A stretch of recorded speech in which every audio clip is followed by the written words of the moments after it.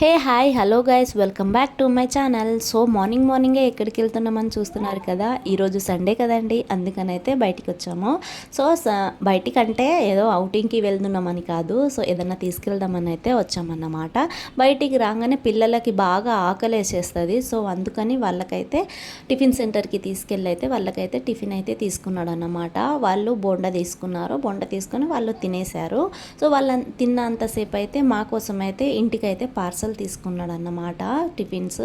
మేము వెళ్ళంగానే కుక్ చేసి తినలేం కదా అప్పటికప్పుడే, సో అందుకని అయితే టిఫిన్ అయితే తీసుకున్నాడు అన్నమాట.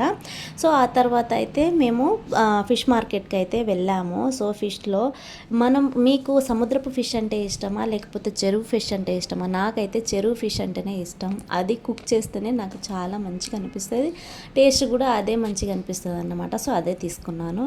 సో శ్రావణ మాసం కదా, నాన్ వెజ్ తినొద్దు కదా అనుకుంటారు, కానీ మేము వీక్లీ 3 times అసలు తినము. మండే, థర్స్డే అండ్ సాటర్డే అసలే తినము. సో అందుకని అయితే తీసుకుంటున్నాం. మాకు అలాంటిది ఏం లేదు శ్రావణ మాసం, కాకపోతే వరలక్ష్మి వ్రతం రోజు మాత్రం అయితే తినమన్నమాట.